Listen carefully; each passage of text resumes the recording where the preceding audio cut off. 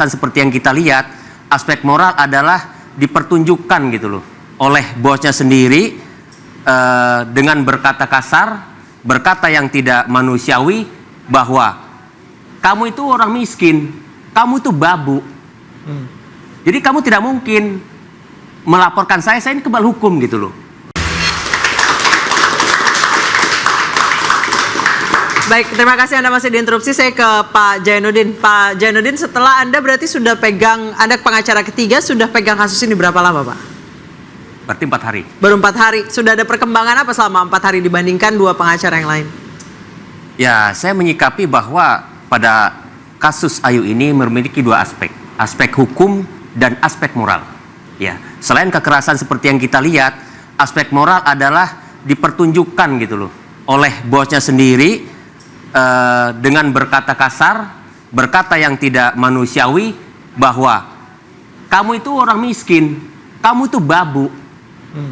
Jadi kamu tidak mungkin melaporkan saya ini kebal hukum gitu loh. Pada saat dia ditunjuk sebagai babu, maka hapuslah itu yang namanya karyawan. Karena yang namanya babu, suruh cium kaki pun bisa. Bayu, Anda sering menerima penghinaan, Anda atau karyawan yang lain sering menerima penghinaan seperti itu? Yang saya tahu biasanya kata-kata kasar. Kata-kata kasar sering terlontar ya? Penghinaan-penghinaan ya? Iya, kurang lebih seperti itu. Biasanya itu terjadi kalau Anda buat kesalahan atau apa gitu?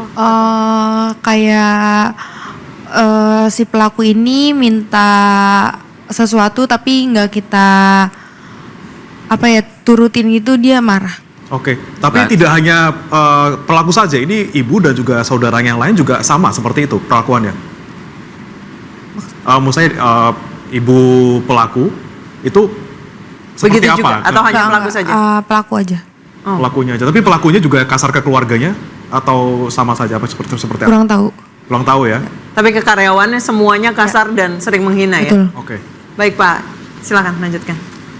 Ya, jadi saya ulang ya, begitu orang yang katanya karyawan bekerja di sana, sudah jelas jobnya itu dia tuh kasir, main jobnya, tapi disuruh suruh antar ke kamar pribadinya. Jadi begitu saya bilang karyawan dianggap babu, jadi si bos itu berhak memerintahkan apa saja. Itulah yang sangat disayangkan gitu loh. Pada saat dia ada penolakan, dianggap bukan karyawan, dianggap dia tuh babu, harusnya nurut saya gitu loh. Jadi dengan gelap mata seperti yang kita saksikan dalam video itu, itulah fenomena yang terjadi. Makanya netizen sekarang ini lebih melihat aspek moral itu gitu loh. Seperti itu. Oke. Saya mau ke Pak Susno dulu mungkin ya. Pak Susno, ini kan kita lihat ada yang salah sejak awal penyelidikan, dan kemudian tadi Bapak juga bilang bahwa Kapolres Jaktim lah yang salah. Lalu seperti apa seharusnya yang dilakukan ataupun pembenahan apa yang harus dilakukan di dalam institusi Polri, Pak? Ya, Kapolresnya dievaluasi ya. Dicopot mungkin? Iya, kalau itu kan jelas. Tapi kan dievaluasi kesalahannya apa? Kesalahannya kan udah kasat mata, tidak menangani. Kalau dicopot itu ya jelas. Jangan sampai yang kayak Semarang kan tidak dicopot-copot. Kenapa harus dicopot? Supaya ini pelajaran untuk yang lain. Banyak loh yang ngantri mau jadi Kapolres. Kecuali yang pensiun aja yang nggak mau. Pak Susno mau jadi Kapolres juga mungkin, Pak? Udah tamat. Tapi ini tidak boleh dibiarkan ya. Terus yang kedua, saya sangat tertarik tadi, gaji ditahan. Nah ini Kadisnakernya harus dicopot juga itu. Copot semua ini. BPJS dibayarkan ya. Banyak yang nanti mau jadi Kadisnaker. Nggak ada BPJS ya? Iya. Nggak ada. Di bawah BPJS, di bawah UMR dan sebagainya. Ini berarti negara tidak campur di dalam urusan ini. Tinggal ngapain aja kerjanya negara ini. Ada perusahaan gitu, ada perusahaan gitu. Nah, rakyat menuntut supaya itu ditutup. Sekarang kan belum ditutup. Ya. Ini perlulah reaksinya sementara atau kapan ditutup, dilihat dulu tingkat kesalahannya sejauh mana gitu kan. So, kalau tidak jangan sampai nanti masyarakat marah. Ya. Kalau masyarakat marah, ya polisi lagi nanti yang gini. Nah, tolong ini yang nutup-nutup ini bukan polisi tapi Pemda. Ya. Baik, saya ke Mbak Ayu sebentar. Mbak Ayu, mau atau tidak sampai toko roti itu ditutup? Teman-teman Mbak Ayu masih di sana kan ya? Masih. Saya sih nggak mau karena kebanyakan yang kerja di situ sudah berkeluarga dan saya nggak tega kalau misalkan sampai toko itu tutup dan karyawan yang masih bekerja di situ nggak punya pekerjaan lagi. Mbak Ayu sudah berapa lama kerja di situ? 5 bulan 5 bulan. Teman-teman berarti sudah cukup dekat ya situ. dekat. Oke, jadi Anda hanya berharap bahwa hukuman saja untuk pelaku seperti itu. Betul. Oke, saya ke Pak Arianto. Pak Arianto setuju tadi dengan pernyataan Pak Susno bahwa ya dicopot-copotin aja nih semuanya yang tanggung jawab, Pak. Itu salah satu daripada yang termasuk dalam analisis saya. Saya teruskan ya tadi ya. Jadi polisi itu karena terlalu banyak laporan, Pak ya. Sementara jumlah polisi sangat sedikit. Itulah akibatnya, maka polisi kalau menerima laporan itu dia akan pilih-pilih mana yang dia dahulukan. Biasanya Nah, kriteria yang didahulukan itu adalah kalau dilihat dari kasusnya, kasus yang mendapatkan atensi dari pimpinan ataupun oleh publik. Itu nomor satu dulu. Atau Makanya no kasusnya viral no justice itu nggak salah juga ya Pak Arianto ya. itu benar. Kenapa no viral no justice? Karena polisi yang mestinya cepat menangani, tapi tidak menangani sehingga penegakan hukum nggak berjalan kan.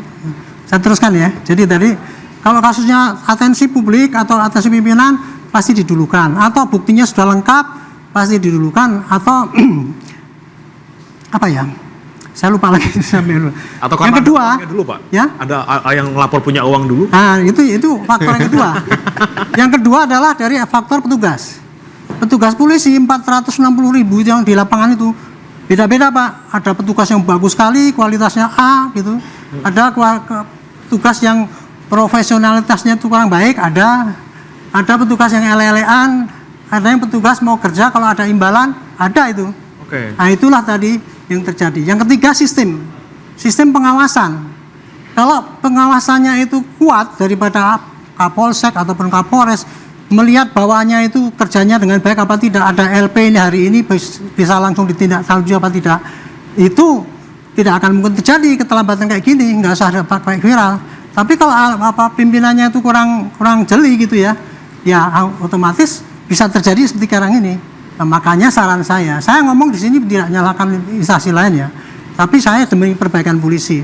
Itulah kondisi polisi yang sekarang ini. Meskipun Bapak Kapolri sudah mencanangkan tuh program prioritas untuk pelayanan yang terbaik, tercepat, termurah, ada itu Pak. Jadi tadi yang saya katakan Perkap tahun 2009 itu ternyata masih ditindaklanjuti dengan Pak Kapolri sekarang ini, pelayanan harus cepat dan itu. Tapi kenyataannya kan di lapangan kan masih banyak sekali ini yang tertunda-tunda. Itulah makanya kalau saran kami itu Pak, benahi kembali yaitu orang-orang yang menangani itu jumlahnya dilipat gandakan sesuai banyaknya dengan bawa petugas, sehingga nanti tidak terlalu banyak yang disingkirkan gitu ya. Yang kedua, pahami itu Perkap yang dulu sudah ada itu ya. Dulu pernah ada loh Perkap itu bunyinya. Kalau perkara ringan 1 bulan harus selesai, sedang 3 bulan selesai, lebih berat lebih lama bisa. Katanya Perkap itu sudah diroba Pak Susno. Katanya Perkap itu nggak ada. Akhirnya sekarang kan nggak ada batasan kan, bebas gitu. Nah terakhir mengenai sistem itu tadi Pak.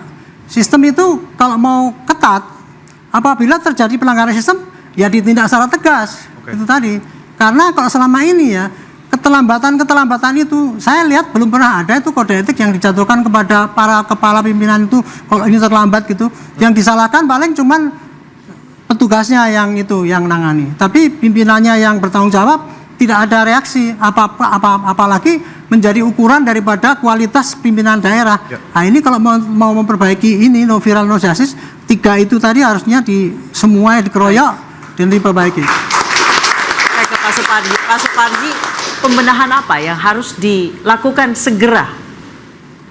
Saya kira pembenahannya harus secara komprehensif ya, baik dalam konteks regulasinya, bagaimana ada pengetatan tentang penanganan satu perkara ya, secara limitatif dan imperatif harus jelas kapan selesainya, dan kedua juga perlu adanya perlindungan kepada saksi, perlindungan pada korban gitu ya, Nah, pada sisi yang lain juga perbaikan dalam konteks aparaturnya gitu ya. Bagaimana pengawasan yang ketat ya, supaya ada merit sistemnya gitu ya. Bagaimana promosi dan mutasi betul-betul memperhatikan prestasi ya, bukan karena koneksi, bukan karena faktor-faktor yang lain. Pada sisi yang lain juga pembenahan dalam konteks penerapan hukumnya. Dalam kasus ini menurut saya supaya menimbulkan efek jera ya, perlu ada pasal-pasal berlapis ya, tidak sekedar penganiayaan, tetapi tadi kita bahas perlunya penerapan pasal 310 misalnya tentang pelecehan verbal gitu ya, tentang penghinaan ya, tentang bagaimana dikatakan babu. Demikian pula bisa juga terapkan 335 KUHP tentang pelecehan verbal dengan kekerasan. Jadi setiap peristiwa itu bagaimana ada satu momentum yang digunakan untuk menjerahkan kepada pelaku dan menakut-nakuti supaya masyarakat yang lain tidak melakukan tentang itu.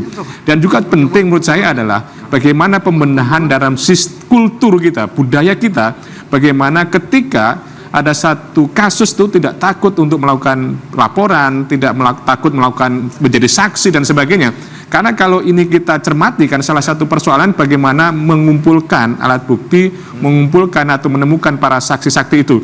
Jadi menurut saya dalam kasus ini banyak hal yang diperbaiki supaya kita sama-sama mencintai Polri ini betul-betul bekerja secara profesional. Kan? Tapi bagaimana kemudian kalau misalnya kita mau lapor, ternyata orang yang dilaporkan orang kaya seperti itu, kita sudah di proses sekarang tapi di persidangan ternyata bebas. Kita akan bahas sesaat lagi, tetap di Interupsi.